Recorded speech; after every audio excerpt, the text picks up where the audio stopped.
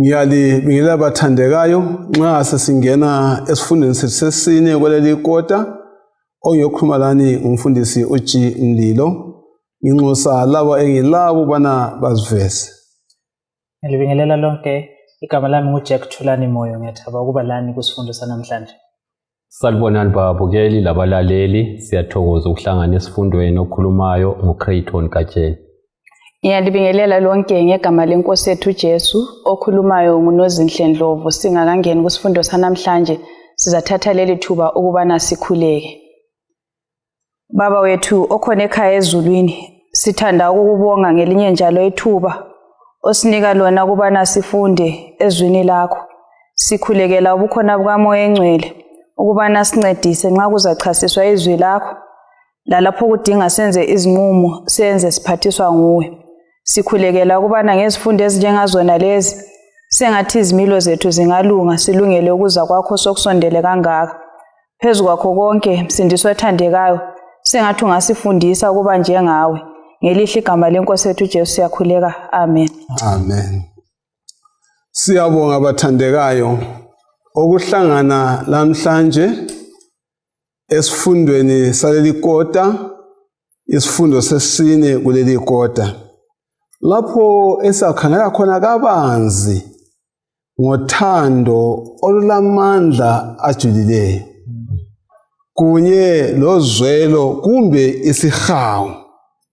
Singakaxoxi ngalesi sihloko ngizafisa bona sike sikhangele uIsaya 49 verse 15. Verse 15. Owesifazana angamkhohlwa umntanakhe omunyayo na?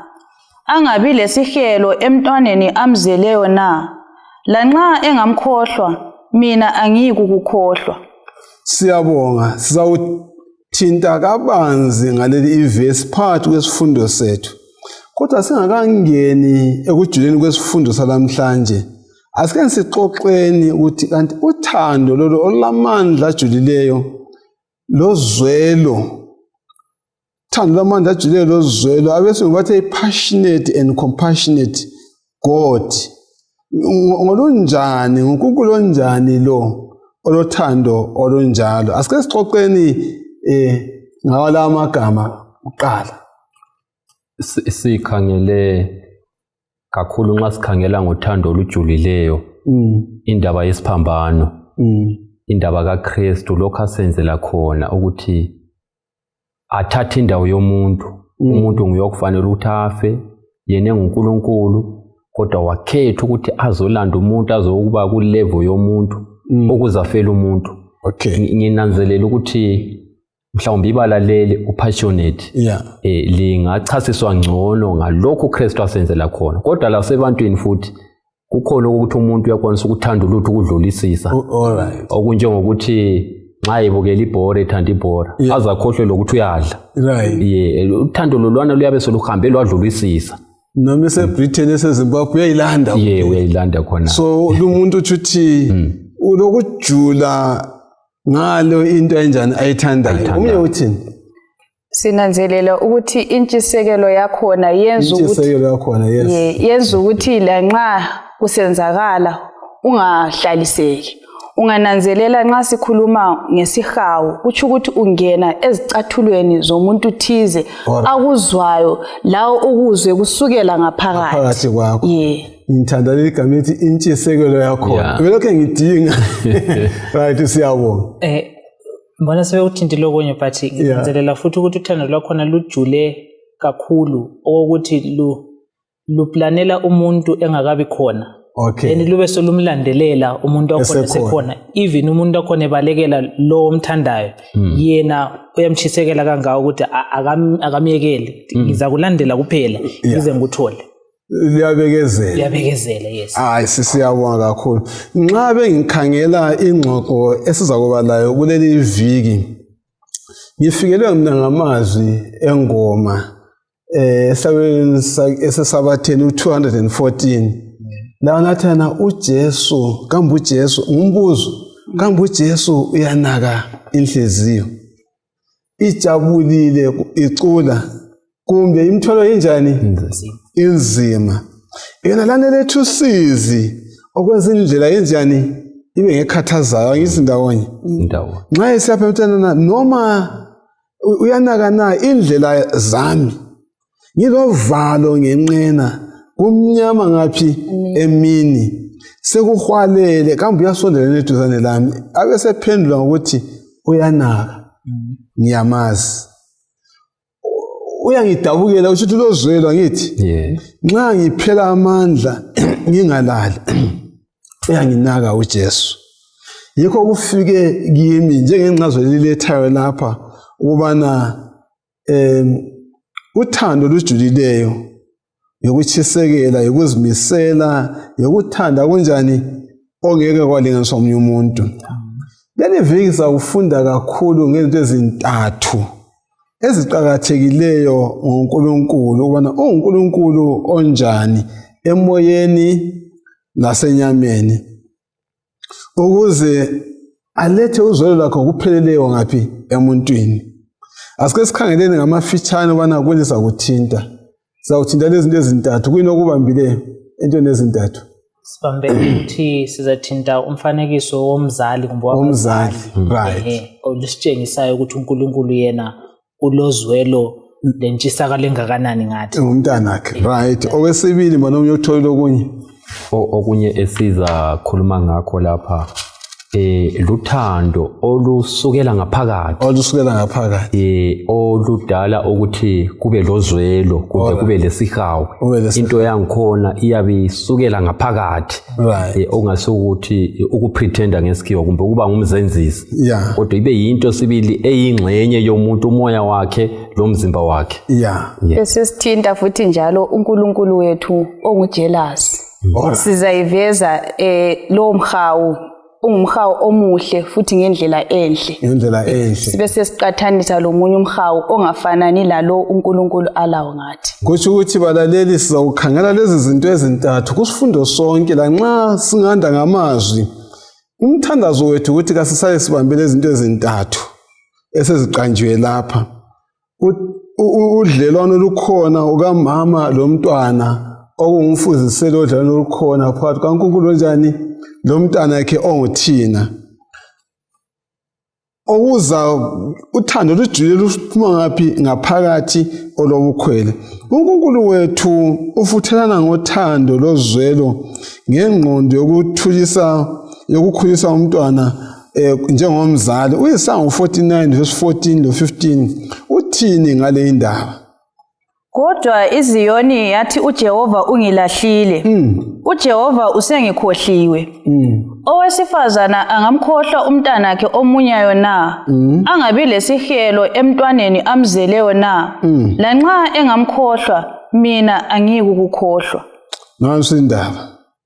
Kambe kungenzeka ubana umuntu wesifazana akhohlwe umntanakhe kumbe angabi lozwelo ngomntwanakhe na? Asike sikhangelena le verse esandukuyifunda kuyini esikutholayo okumunyethwe yila amavesi maqondana nowesifazana nomntwana. Engikutholayo lapha mfundisi ukuthi nxa konke kukuhle umama uyamthanda umntanakhe kuze kufike esigabeni sokuthi kumele abone ukuthi umntwana nguyoqala ukudla engakadli. Nxa kuyikuthenga impahla umntwana nguyothola impahla uqala konke umntwana abe nguyowakuqala. So umzali ulothando sibili umama ulothando luqinileyo emntwaneni wakhe engxenye uMandlo angasincedisa njengomunye wabomama ukuthi omama bathanda njani abantwana. Ngidazelela ukuthi ngitsho lesintwini uyezwa bethi intandane enhle ngumakhothwa ngunini. Ungananzelela ubudlelwano umama alakho lomntwana okokuthi mfundisi lanxa umntwana engakhala umama engekho uyamuzwe sithi kukhona okungasahambi kahle ngomntanami ngoba ekuzwele khatshana. Uyakuzwa. So ubudlelwano buqinile. Sitshela okuningi ngomama Ngizaletha ngani kuchiyene kancane. Ngithi kulamaqembu ayi2 abantu abanye balembali nomama lo nakayo ukuthi bayakwazi nxa uNkulunkulu esithi mina ngeke ngilichiye bale experience from eyabo ukuthi umama ambeleka kaze ngichiye. uNkulunkulu esithi kangeke abachiye bayakwazi ukuthi hayi nxa umama mesenza so kusho ukuthi uNkulunkulu okwakhe kusezingeni eliphakemeyo. Right. Kube lalaba vela bangela experience kamama onakayo kumbe okhona bale experience kamama okhohlwayo.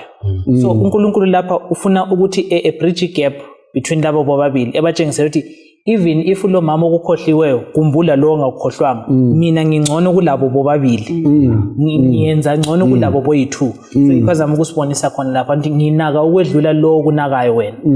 Awuphinde futhi verse ethu kanje itheni? Sisukele 14. 14. Kodwa iZiyoni yathi, uJehova ungilahlile, uJehova usengikhohliwe. Owesifazana angamkhohlwa umntanakhe omunyayo na? Angabi lesihelo emntwaneni amzeleyo na?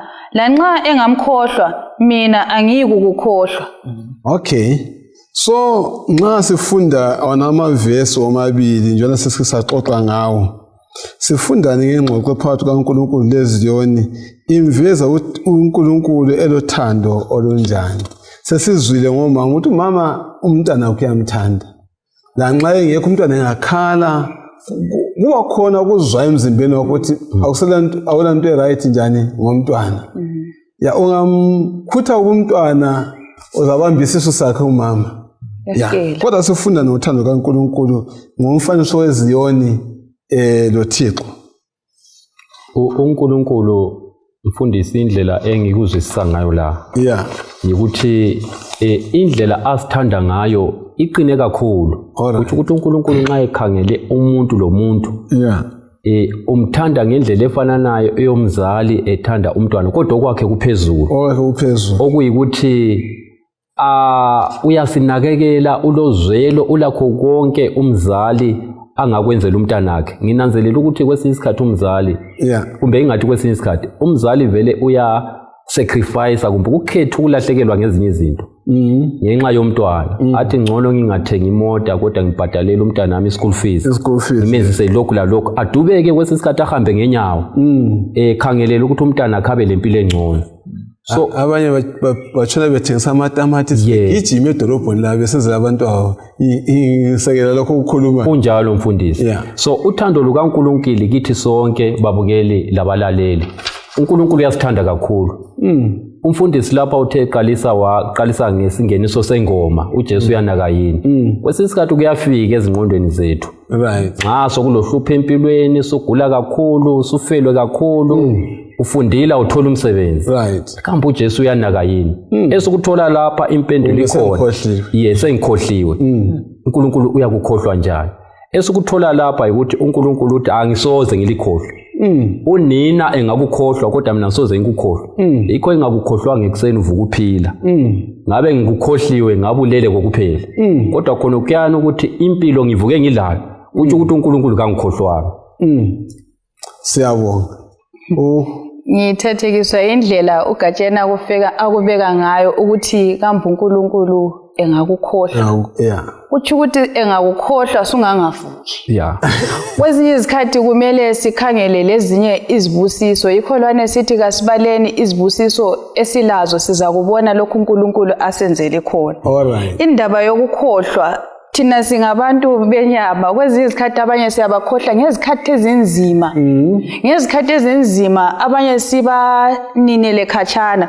Kodwa sithola ukuthi lanxa singaba semumweni ukuthi lapho uzucina usithi maybe bebekuvakatshela bengasavakatshi ukuthi abantu sebangikhohlwa. uNkulunkulu ebesesivezela uthando oludlulise lolo olungafinyelela imicabango yethu. Ukuthi lanxa ungacabanga ukuthi bonke sebesebenza kambe mina bese ngikhohlakela hayi uNkulunkulu kasikho. Uzangikhumbuza thina inabantu abamasa sikhoyiswa lokho zenka Home Alone. So thina kasiwo Home Alone uthi sele sote. Sisiya uNkulunkulu uletha amagama amnandi aqinisa kakhulu kule ngakukhohlwa okomzuzwana ungaphila. Siphila ngaye sihamba ngaye. Sengicabanga okunye ukuthi iproof yokuthi uNkulunkulu kasikhohlwa yikuthi uyasitshela yena ukuthi inwele ezisemakhanda ethu zibaliwe. Now mawuyifunda kahle kahle into leni kutshela ukuthi azibalanga ukuthi ukwazi ukuthi ziyi 200,000 let's say. Hayi uyakwazi ukuthi oluwileyo lungu number bani not ukuthi kuwe 1 kuphela nxa luwile kwazi ukuthi unumber bani ekhanda lakhe uwile yabona into yakhona so nxa ekhumbula into ezinjalo engakhohlwa wena njani akuvumi nje hayi sisiyabonga kakhulu kusiqinisa njani khona ukwazi ukuthi uNkulunkulu kasikhohlwanga wathi ngilethe kuyi-experience okuncane phakathi kwesifundo sethu kwafika umnyaka lapho anti nxa umzali angakakwazi ngesabatha umzali ubaba ethi hayi kathi wena uzafuna ukuqina ngokugcina isabatha kulo msebenzi engulungisele wona endaweni enje sangezwani kusho ukuthi uzakwenza ukuthi mina lawe singancedisani njalo kwangikhathaza ngase siyalanda umfundisi kwaku-JJ Umhlanga umfundisi nibe lohlupho lolo so wasembale yona leli vesi ethi hayi mntanami ungesabi mana kokuqondileyo wasisithelana uyabona lami ngangena phakathi kohlupho olufana na kodwa ngaqiniswa yileli vesi elithi lona umama engamkhohlwa umntwana oncele kuye kodwa uJehova uyathembisa kansoze kanjani ngakukhohlwa lanxa umama engakukhohlwa akulahle kodwa Jehova soze njani akukhohlwe ngabuyela emuva ngamazi hayi baba mbonani nxa ukuthi kumele sehlukane akube njalo sengiqiniswe lena levesi kodwa ke ngokuma kwangikhona kwenza laye wangithanda ngamandla wangithanda wakafika lasikhathi siyachata wathi hayi wena wahle wangitshengisa ukuthi umi ngaphi ngizawuthola wonke umtshado wakho ngitsho ukuthi yena uNkulunkulu kasikhohlwa abathandekayo kasikhohlwa kwesinye isikhathi uyabuswela umsebenzi ongawutholi into zonke ingane umhlaba ukufulathele ungaqanti uJehova ukhohliwe ulezi ndlela ezidlula ziyinkulungwane angakusiza ngazo wona ongaziyo ngitsho leyodwa yangikhona akusiqinise khona ngiyabona ngizwa amagama aphuma kithi lapha aveza ukuthi hayi silo Jehova onganjani ongakhohlwayo abantu bakhe asikhangeleni lapha siqathanisa kathesi lo baba abantu besikhuluma ngomama lapha uNkulunkulu zama ngendlela zonke ubona semzwisise ubudlelwano alabo labantu siyakubona lokho kunjalo ubudlelwano labo lo mama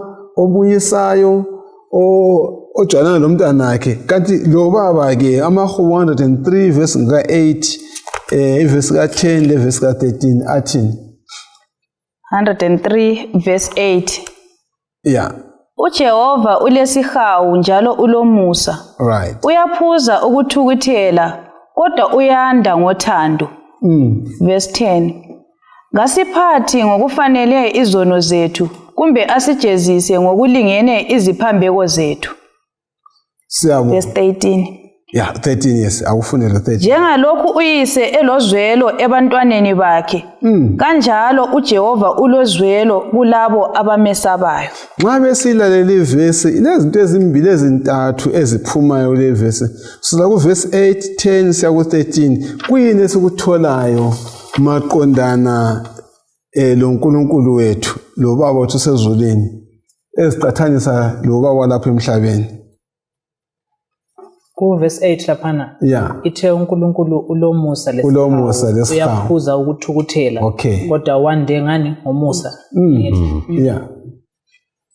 ngizama ukukuletha kubaba ukuthi nxa uNkulunkulu esitsho njalo ezeyofika laphana ku verses 13 kusho ukuthi kumele sibe le experience thile ekababa olomusa kangaka now ngithe ngiqalisa laphana ngithe kulabanye abakuzwisisa lula ngoba babusisekile ngokuba labo baba abanje but now makuyimi senza mbona ubaba lo ukhulunywa ngaye vela ngaze ngimbone so sengi-imagine ukuthi ukuthi nge-experience yami engela baba kusho ukuthi ngingathola ukududuzeka ngokuthi ubaba lo engikhuluma ngaye la kathukutheli kangako masinya njengalo maybe mina engimaziyo uyangilani ulomusa omningi kangaka akafanele laba abanye baba maybe sibaziyo thina la but yena hey isihawu lesi sakhe asizwisiseki ngoba I think emhlabeni esikuwo asisajwayelanga ukubona obaba banje bakhona but abakho baningi abaningi bayaphangisa ukuthukuthela abaningi bayaphangisa ukuthukuthela kodwa yena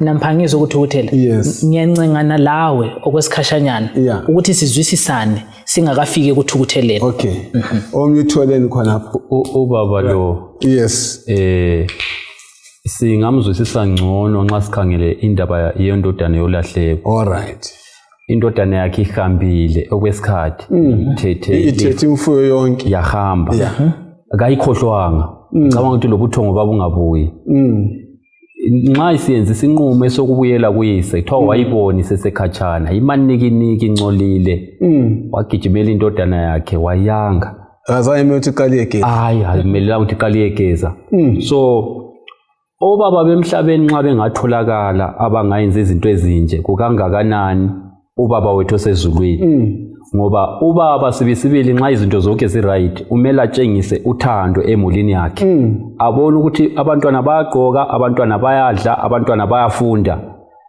uyenza konke okungamnika imali uyasacrifice uNkulunkulu ke kukangakanani ngathi nxa esikhangele njengobaba wethu osezulwini uyasizwela isihawu olesihawu esibanzi kakhulu so kwesinye isikhathi kuyafika ebantwini ithi ababukeli labalaleli nxa sengiphakathi kohlupho izinto ezivama ukonakala nxa umuntu sephakathi kohlupho uthi kambe uNkulunkulu wena lo usesekhona nje uNkulunkulu wena lo ukuthi ukhona kumbe sasitshelwa amanga liBhayibheli langabafundisi iBhayibheli liyasitshela ukuthi uNkulunkulu khona njalo lesihawu uyasinakekela njengoba abonakekela ini abantu abayo indaba kababa le iyangithinta kakhulu mina lo baba misisondelelene kangaka okokuthi nxa ubaba ekhona khululeka lokuthi lokukhiwa ngizikhathaza ukuthi kukhiwe kumbe kukhiwa ngoba ubaba ukhona so nxa ubaba ekhona ngiyabe ngikwazi ukuthi ngivikelekile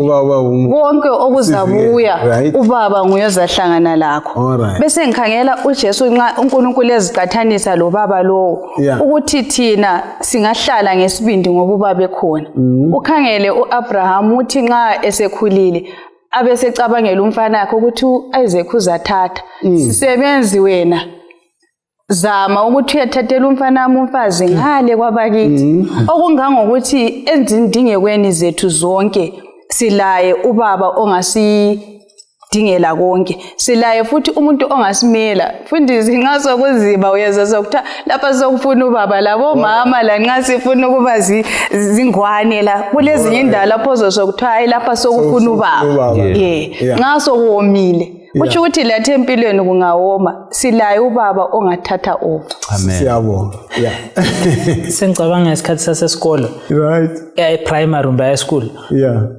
njengabafana kulesikhathi sokuthi sebe sithrethenana ngabo baba bethu ndawo ubaba myamchaya babakho angimazi ubaba omunye umfana but ngiyabekile confidence ukuthi owami awakho uyamchaya ngoba uthi ucakile ukuthi ungalandaba ngaze babone bebonke but owami uyamchaya wakho now ikhobona khona ukuthi ubaba uthatha indawo enjani empilweni yomntwana nxa umntwana ecabanga ngobaba ucabanga ngeprotection ukuthi nxa ubaba ekhona akula muntu ongangenza anything yikho ukuthi into ngudadewethu la then okwesithu ngithanda umfanekiso lethu ngumfundisi laphana okababa wendodana yolahlekwa yimini nxa ufunda ngayo ukuthi ubaba from ilanga ujaha ephuma wayemmelele ukuthi ephenduke from ilanga ephuma wayehambe siyochecka indlela ahambe ngayo elesifiso sokuthi maybe ngelunye usuku uzabuya but umntwana yena ngale nxa eseplan ukuphenduka ucabanga ukuthi ubaba maybe uzambona ngenye indlela kasoze emamukele akamphathi ngendlela ikho ngiyakhona ku verse 10 lapha nothi akamphathanga ngendlela aye deserve ukuthi ephathwe ngayo kodwa mayethutsha umfana yisuyogijimela ubaba nguyogijimela umfana ngoba umlomo wakho waphona ungakayiqedwe indawo uvele indodana yolahleko yahle yathi suka lapha nenkunguluwe yathi ngizafika ngithini baba angifanele exactly yena uplana ngomfanekiso kababakhe ozamphatha ngendlela acabanga ukuthi yena udeserve ukuthi ephathwe ngayo but ubaba lapha ehlezi ufuna ukuphatha umfana wakhe ngothando angalu expectiwe umfana so much that even the law sendlini uyethu ukuthi umfana lo usebuyile umphatha so usecabanga ukuthi yena oseleyo sebemkhohliwe but lo baba ulanda laye futhi ethi hawu kodwa mfana awufuni ukuthokoza yini ngoba umfowenu usebuyile endlini lo indaba iphelele endleleni but sibona ubaba ukuthi unakekela bonke bobabili ngabaphathi ngendlela abafisa ukuthi bephathwe ngayo but yena ubanika uthando abangalu expectiyo vele bengingayicabanga ngale ndlela ke soze kwafika kimi indaba ka David lo Absalom waphathe kanjani Absalom esefile angithi kanti vele wayenza uAbsalom kuyini okwenza ukuthi sibone ukuthi Absalom lo kazange aphatheke ngendlela uDavid enhlizweni yakhe azange afise aphathwe ngendlela yena uAbsalom ayenza ngayo angithi wahlamba uAbsalom wazoba lebutho lakhe kwangena empini eselobani loyise kodwa esefile iBhayibheli lithi yena sebembikele uDavid ukuthi indodana yesifile kuye kwafika uthando lomzali obekezelayo iBhayibheli lithi yena wakhala esenyukela endlini engaphezulu Absalom mntanami ngakufe mina endala Absalom esenyukela endlini enjani engaphezulu wakhala sokungikhumbuza mbona izifundo ezimbili ezidluleyo sikhuluma ngokuthi uNkulunkulu kathokoze ngokufa kwaba wicked kwababi yomfaniso ubona ukuthi even ekwazi ukuthi umfana wakhe ube ngasamphathi kuhle akathokoze ngokuthi usefika uyakhala yena umuntu omdala exactly yimfanekiso esibonayo ngobaba onguNkulunkulu but siyibona kubo baba abalapha emhlabeni so mawubona ubaba lapha emhlabeni esenza njalo pho uNkulunkulu yena uthi ngaNkulunkulu siphatha ngendlela ekhangelana ukuthi siphila njani ngase singaphi kathi abasikho ngasokwawonakala umfundisi indaba kaAbsalom elithintileyo iyangithinta kakhulu uDavid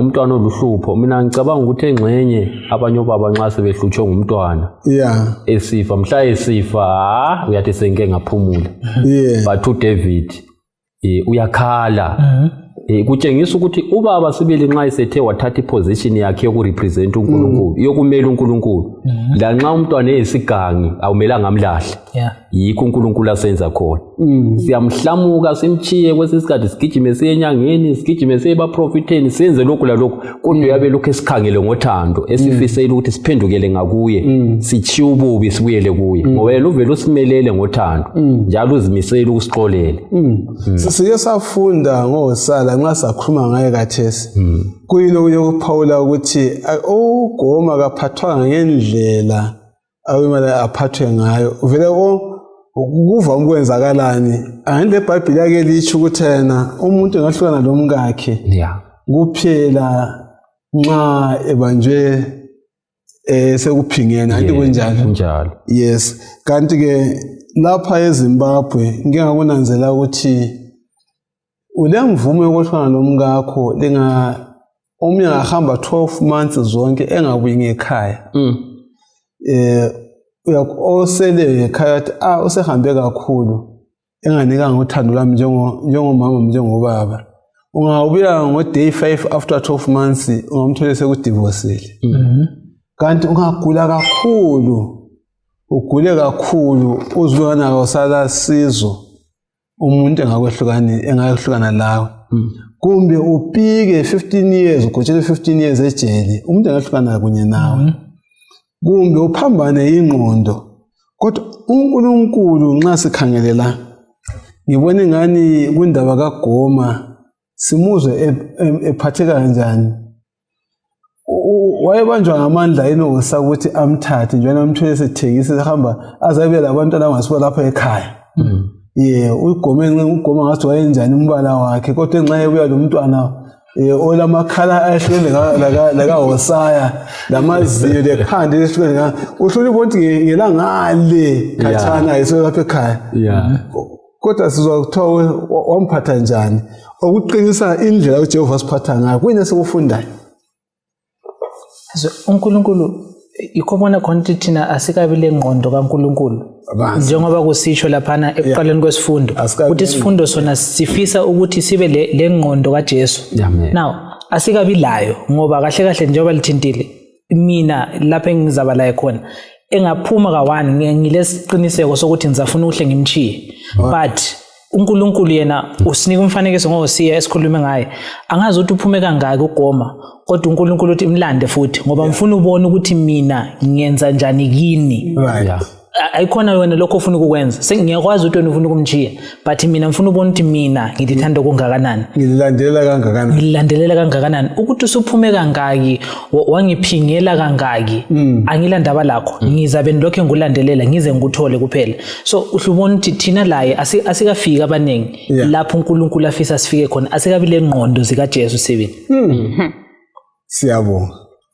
Omunye umuntu waletha umfanekiso wathena umama othize wathi ngemunye ikhupha yakhe wabe ngenisa enye indoda phakathi kwemota. Kule ndoda eyilegonethi elandela ngemuva lapha.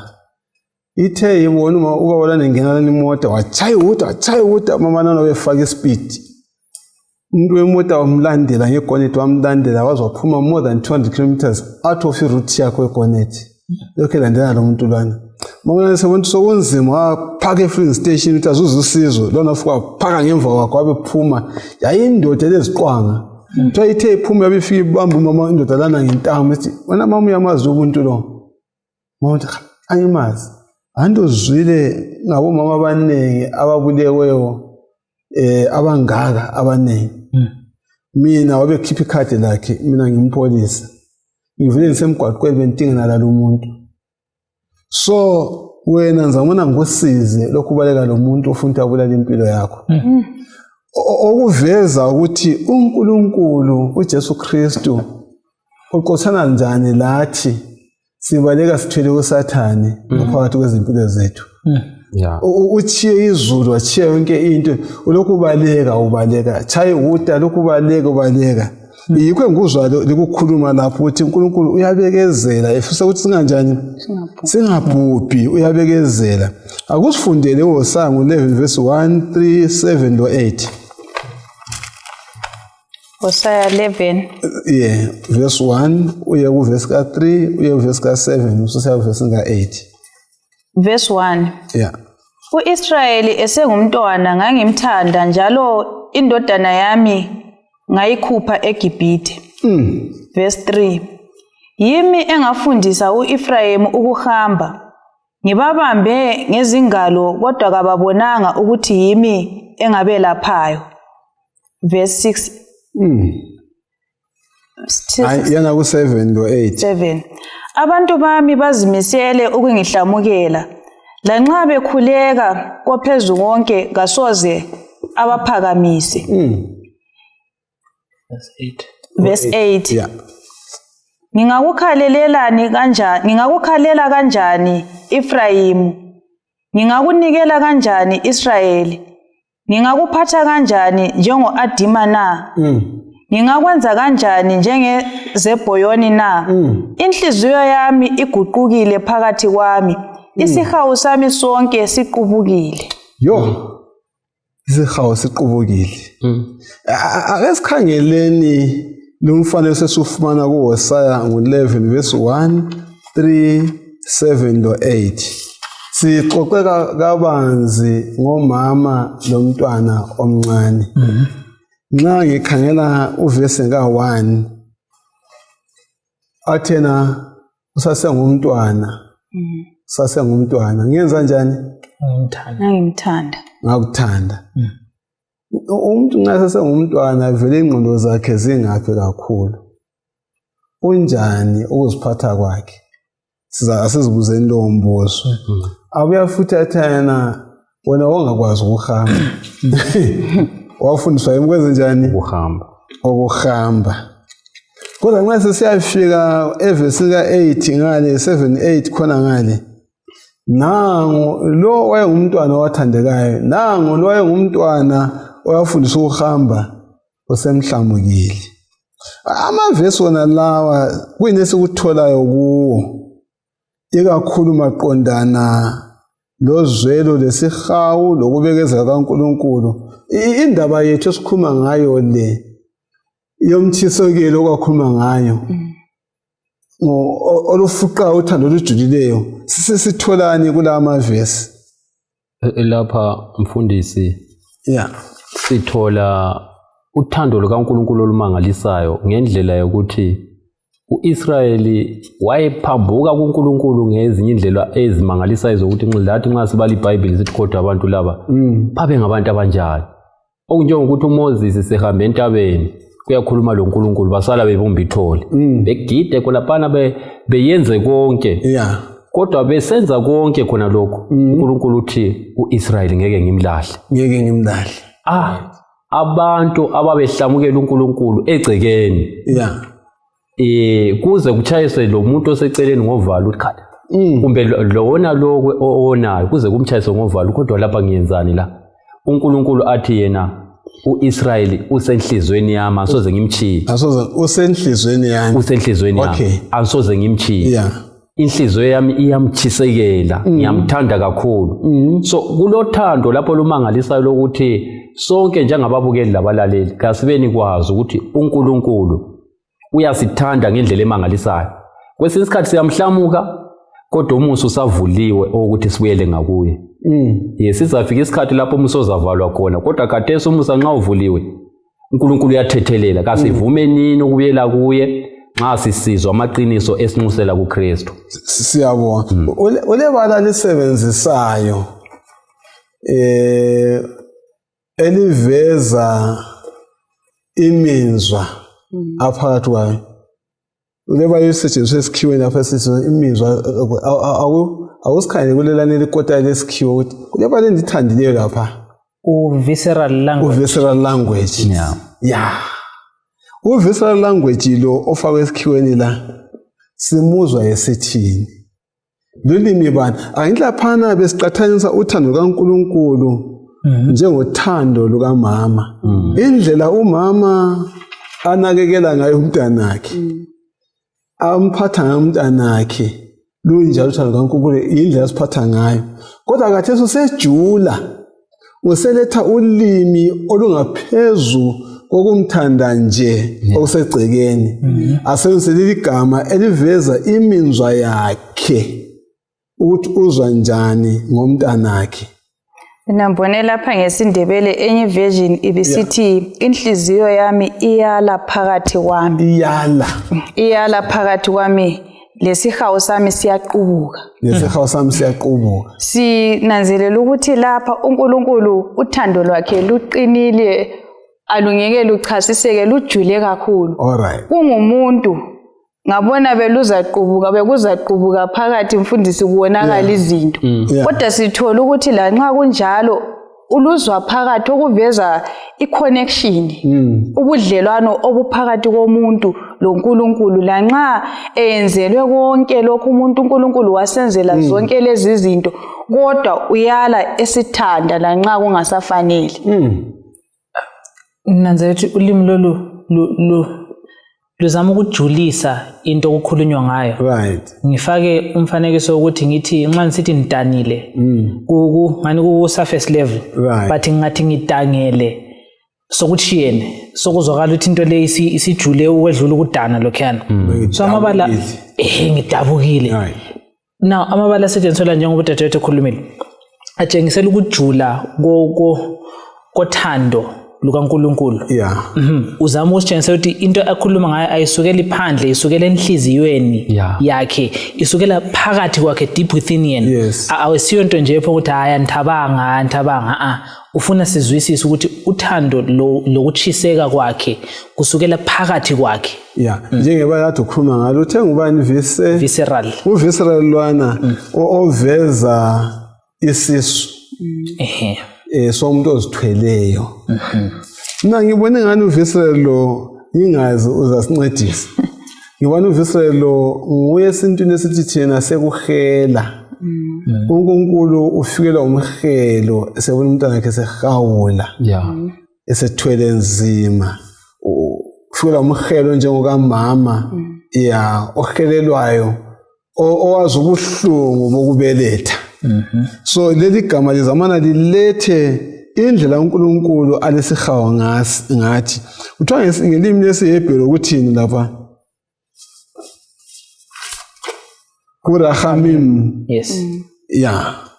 Na ngithe kufana lokuzithwala. Yeah. Yes. Yeah. Nxa sifunda yena verse 8 kanje sithe uthe uIsrael wayemi njani kubudlelwano bakhe loNkulunkulu wakhe. Kunjalo amazwi athi Ephraim ngingakuchiya njani na wena Israel akhomba ukuthi uNkulunkulu uveza ubudlelwano bunjani lalo Israel na. Nginanzelela lapha ukuthi ulobudlelwane obujulileyo ukuthi yena ngabakhohlwanga kodwa bona bamkhohliwe. Ngoba mawufunda from kuverse 1 lapha nesiqale khona uyabakhumbuza ukuthi kusukela lingabantwana bendilikhumbula ngililandelela ngalifundisa ukuhamba kwaze kwafika isigaba lesi kodwa lina selihlamukele mina. Kodwa yena uNkulunkulu kabakhohlwanga bona sebekhohle ukuthi basuka lapha basuka khona behamba lo uNkulunkulu. Kodwa uNkulunkulu uyabatshela ukuthi esiqale ngakho kusifundo i-memory text yethu umama engakhohlwa kodwa mina ndikhohlwa. So lina lingangikhohlwa njengabantwana kodwa mina ngeke ndilikhohlwe njengobaba wena. Ngigcizelela khona mfundisi indaba yesihawu masifunda kuMateyu 9 siphuma ngaphakathi ivesi ngelika 36 uJesu wakhangela ixuku walihawukela litsho njalo iBhayibheli ukuthi walihawukela ngoba babediniwe njalo bescattered njengezimvu ezingela malusi. uJesu wabahawukela kuthi ukuthi uthando lwamenza waba lesihawu kuphuma ngaphakathi ukuzama ukuchasisa ibalaleli uphuma ngaphakathi asikho kwenza wakhala kufe uLazarus ekhanane lo Martha yikho kanye kunjalo waqubuka ngaphakathi ukubona omunye umuntu ekhala isidalwa sakhe sikhala ngenxa yokufelwa wamfuqa ngaphakathi ukuze la agcine senjani esekhala njengabona labana abantu ababekhala oMary waqhubuka. Yes. Nanzelela ukuthi ngazathi ingqondo naleyi iyashota kithi. Asila zwelo lokuthi singabona abanye abantu kukhona nje but ngani sokuya kuncipha ukuthi ungabona abanye abantu ubazwele isihawu. Ngizafaka umfanekiso ukuthi khathesi ngisakhula kwakulula ukuthi uncedise umuntu ombona emepo hlangana la edolobheni lapha. But khathesi ngoba abantu ngizathu Sathane so yenza kwaba nzima ukuthi sibe lesihawu ngoba abanye abantu ethu zama ukubanceda yiba abagcina bekutshontshela bekwenza lezinye izinto. So much that khathesi ukuba lesihawu sokuyinto engatholakali lula kodwa uNkulunkulu uzama ukusibonisa ukuthi yena ulesihawu kangaka lathi ufisa ukuthi sibe lesihawu esifana nayo masihamba lapha esihlala khona sisebenza lapha esisebenza khona sibona abanye abantu abalahlekileyo abangakabe mazi uNkulunkulu sibafisela ukuthi labo bebe lobudlelwano thina esilabo loNkulunkulu. Siyabonga benza buza lo mbuzo njengebandla singenza njani ukunakekela abanye sikwazi ukwenza inhlupho zabanye zibe umgomo wethu. Yesana ukube ngasiphathisa ubana sithwalelane imithwalo omunye kanjani ngomunye.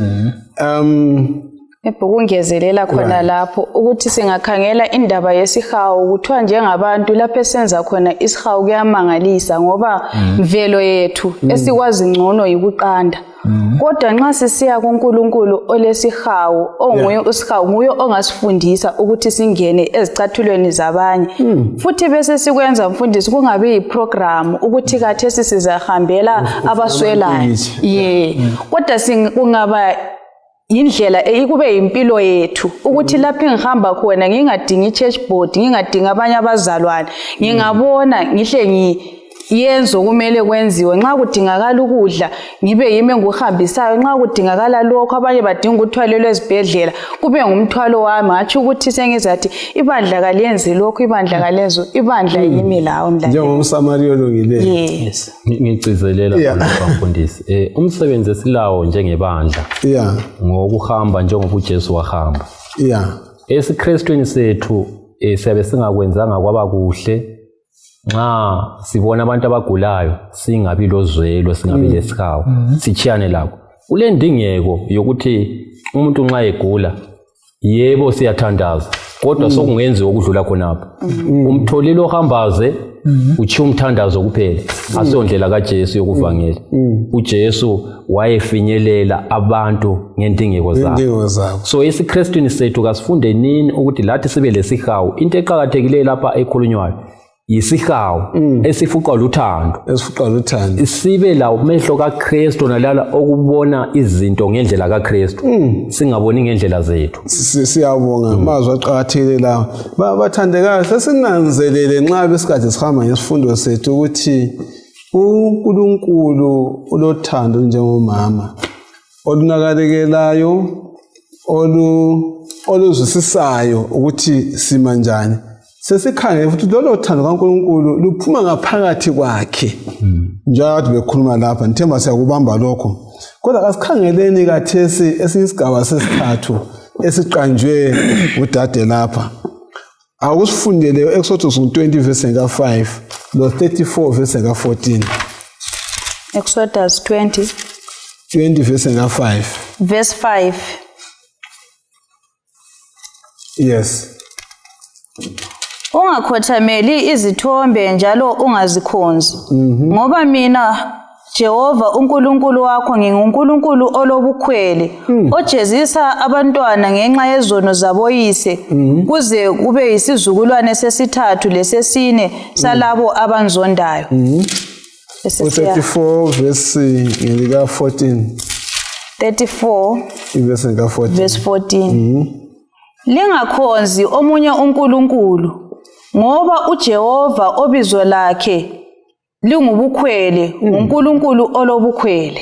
uNkulunkulu njani olobukhwele. Ngingizama ubona ngathi sisikhangele enye ingxenye kaNkulunkulu. Ingxenye yokuqala esifunde ngayo ingxenye yothando olwenziwa ngumama lomntanakhe olungumfanekiso wothando uJehova njani alalo kithi.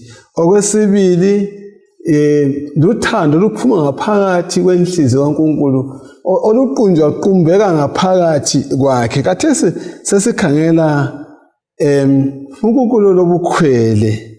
Kuqondile yini ukukhwelezela umuntu? Njengoba sifunde kuExodus 20 sizwisisa kanjani indaba le yobukhwele? Kwenzakalani ebukhweleni esike sezwa ngakho? Sinanzelela ukuthi lapha uNkulunkulu nxa eziveza njengokuthi uNkulunkulu olobukhwele uNkulunkulu oqhakathekisa kangaka ubudlelwano bakhe labantu bakhe okokuthi kafuni lutho olungena phakathi kwakhe labantu bakhe. Okungangokuthi nxa abantu bakhe bengasathembakalanga sebekhonza omunye uNkulunkulu khona lokho kakumphathi kahle. Yikho sibona khona ubukhwele bakhe buqubuka. Kanti vele kulothando kungela bukhwele. Asiyeni phambili ngempela sechilo kade ukukhuluma. Uthando nginanzela ukuthi yilo i-foundation yobukhwele ezikhathini eziningi. Alright, isisekelo. Okay. Isisekelo exactly. Ngoba uNkulunkulu sithanda kangaka uba lobukhwele maye sebona for instance sikhonza ezinye izithixo njengoba Exodus 14 echilo. Ugafuni sikhonza ezinye izithixo ngoba uyasivikela ebubini bokukhonza ezinye izithixo ngoba zilathando alalo yena 14. Maybe singakajule kangako kulokho akukhulumayo Gacheni. Njengoba ungubaba othetheyo futhi siyasinanzelele ukuthi kube lobukhwele obabantu obungekho kuNkulunkulu ogcina asithi thina uyebona umkakho eselomunye umuntu uphathe kanjani. Khonapho mfundisi ukuba lobukhwele njengendlela uNkulunkulu aba lobukhwele lathi futhi nxa sesikhonza ubani abonye uNkulunkulu. Kodwa thina obethu ubukhwele busuka mhlawumbe buphethe ngezenzo ezimbi. Yebo njengokuthi lehloka selingakhala uNkulunkulu kafike kuleso sigaba. Kumbe ukugwaza umuntu kumbe ukwenza nokubi. Ijealousy kaNkulunkulu ijealous kodwa aphinde futhi abe lemizamo thile iyokusinxusela kuye la nxa sesisukile njengoba sibonile lapha ukuthi endabeni kaHosiya loGome wathi khona la nxa esifebe hambe njani hambe emthatha so uNkulunkulu la nxa sesihlubukile kuye ijealousy yakhe kayimvumeli ukuthi agoqe izandla uyasilandelela ngoba njani ngoba esithanda kodwa ethu thina esigabeni eziningi ivame ngokuphetha ngokubi ikakhulukulwa lokubulalana yikho lapho kwahlukana khona kuyini okubangela ubukhwele Mandlo ubukhwele kakhulu busukela ekutheni umuntu engasathembakalanga ngithathekise indlela umlobo esifunda kufaka ngayo uthi it is a holy response indlela iaction ayithathayo ngengcwele ngize ngacabanga ngaleliyana langa kwe-Israyeli uPhinehas indaba kaPhinehas nxa esebona sokusenzakala amanyala kwe-Israyeli uhlathathe umkhonto ahlanganise ukhangele lo David ngaleliyana kumbaye ubukhwele ukuthi kwenziwe into eqondileyo ukuthi into ekhona ukuthi kakwenziwe into njani eqondileyo ikhangele lo David ngaleliyana langa uGoliath emile wathi umFilistiya lo ongasokwanga ukuthi kakuvumi ukuthi ebesenze nje ekhuluma amanyala phambi kwabantwana bakaNkuluNkulu nginanzela ukuthi intshisekelo yankhona iqondiswa kahle nxa singasayiqondisanga kahle iqondiswa nguye umnikazi yikho lapho esingaqina sesigamula abantu kumbe sucine wena usuzibophele ukuthi hayi kasathembakalanga ngaleso sizathu indlela osuza responda ngayo ibisingasaqondiswanga kahle nguNkulunkulu yabo suchiseka lapho kuthi ukuthi kulomahluko engibonayo phakathi komuntu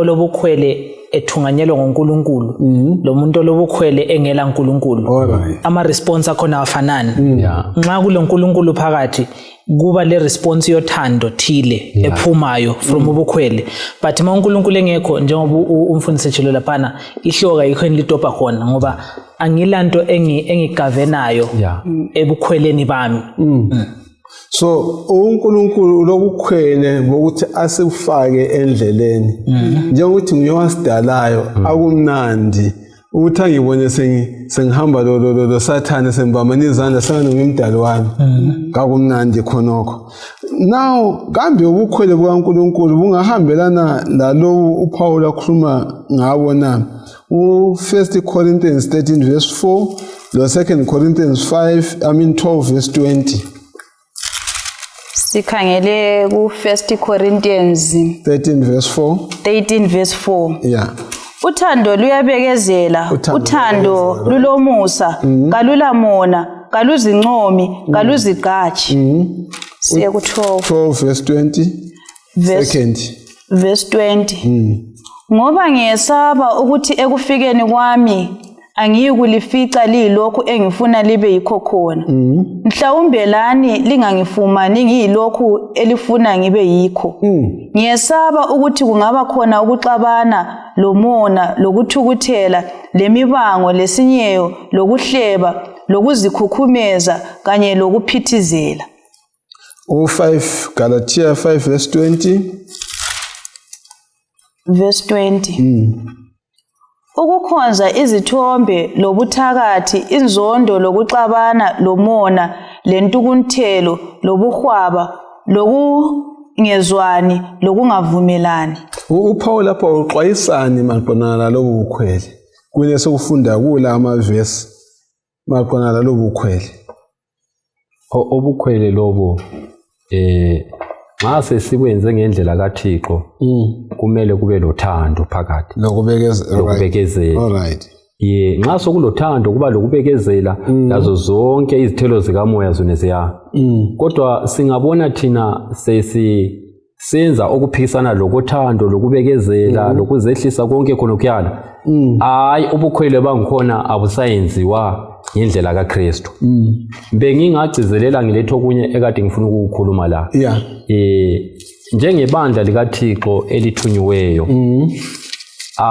akufanelanga ukuthi kube yinto esinika ubuthongo ukubona umakhelwane esenza izinto eziphambene lentando kaThixo kumbe ngokobunyanga kumbe ngokwamadlozi kumele simhawukele lwana umuntu simfisele ukuthi ngabe kubani ukuKristu kumbe uyakhonza kodwa indlela akhonza ngayo ayisiyo evezwa yini iBhayibheli. Kumele sibe labo ubukhwele bona bana obokumfuna umuntu lwana simfunela kubani kuKristu, ubukhwele obuqondisayo sibili, ubukhwele obuqondisayo. Nxa kuvuma sibili ngifaste ngingafasteli ukuthi ngibe le mota, ngingafasteli ukuthi ngiye UK, kodwa ngifasteli ukuthi umuntu ngaphenduke kubani kuNkulunkulu. Bukhangelelwe lobo bukhwele ukuthi bube semuntwini wonke ongumKristu, kumbe kube yiyo ingqondo esibalayo. Sibe le ngqondo kaKristu, ngoba isifundo sonke lesi nxa sisifunda sisibisele ukuthini sibe le ngqondo kaKristu, kumbe sibe lesimilo sikaKristu, ngoba uthando luyisimilo sikabani sikaKristu, esikaKristu. Wathi ngizwe yathi umntana noMandlo ukuthi yena ngamafitshane uthini ngale ndaba yobukhwele, sigoqa nje isifundo sonke, then ke abesegcina ke ngale ubuso sikhulekela ungatsho amafitshane akho. Nginanzelela ukuthi ubukhwele lobu obabukhulunywa nguPaul ibo lobu obungalunganga, obokuthi nxa umakhelwane esephumelele umuntu azwe ubuhlungu, buyizithelo zenyama okumele sibuxwaye. Then bese kuzaba lobukhwele obuhle obunjengalobu ebesibuthinta, ikakhulu esiyake sikubone kusenzakala ukuthi sikhuthaza abanye abantu ukuthi bahlale esonweni, hlezi ngumuntu ofake amapikitsha angekho right, thina bese siwathanda simkhuthazela ukuthi enze into embi. Sikhangela ukuthi uNkulunkulu ukhangelela ukuthi sibe njengaye. Ngokwethu ngeke sikwenelise, kodwa nxa sisiya kuNkulunkulu uyasinika amandla ukuthi zonke lezi zinto esizithinte esifundweni balaleli lababukeli siyenelisa ukuthi sibe njengaye, siphathiswa nguye. Ngoba lapho esiphila khona basigqagqele abantu abadinga isihawu sethu, basigqagqele abantu abalambayo, abantu abasengxenyeni yokuthi bengazibulala.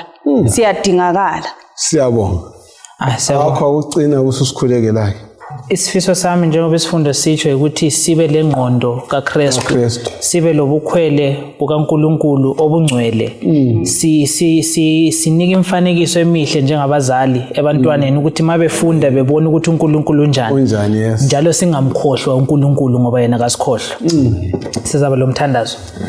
Baba sezulwini sithanda ukubonga kakhulu ngesifundo sosiphe sona, sikubonga ngokusikhumbuza ukuthi thina singakhohlwa, sikukhohlwe kumbe sikhohlwana, kodwa wena uhlala usikhumbula izikhathi zonke, uyasilandelela ngoba ufisa ukuthi usihlenge kubobi lobe esikubo. Sicela uhlale ngaphakathi kwethu lapho esihamba khona, sibe lozwelo kwabanye abantu njengoba lawa abalozwelo, sibe lengqondo efana lekaKristu. NgoJesu Kristu ngiyakhuleka, amen. Amen. Thanks.